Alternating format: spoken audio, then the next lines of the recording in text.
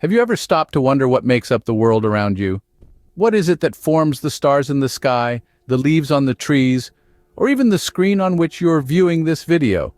The answer lies in the smallest unit of matter, the atom. But what exactly is an atom and how is it structured? Picture an atom as a tiny solar system. At the center, or the nucleus, there are protons and neutrons. Protons carry a positive charge, while neutrons have no charge. Circling around this nucleus, much like planets orbiting the sun, are electrons. These tiny particles carry a negative charge.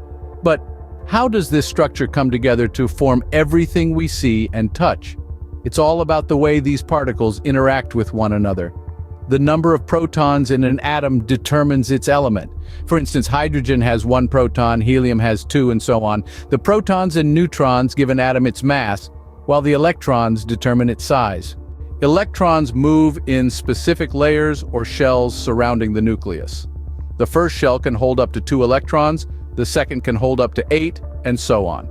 These shells play a crucial role in how atoms bond with each other to form molecules, the building blocks of everything in the universe.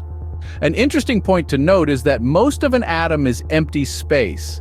If an atom were the size of a football stadium, the nucleus would be the size of a pea in the center of the field, and the electrons would be like tiny specks zipping around the stadium seats. The rest is just empty space. So, to summarize, an atom is made up of protons, neutrons, and electrons. The protons and neutrons form the nucleus at the center of the atom, while the electrons orbit in shells around the nucleus. The number of protons determines the type of element, and the arrangement of electrons influences how atoms interact and bond with each other. This atomic structure is the foundation of everything we see, touch, and experience. It's the very basis of the physical world, and understanding it allows us to unravel the mysteries of the universe.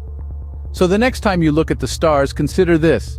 You're made up of the very same atoms that make up those distant celestial bodies. In essence, we are all stardust.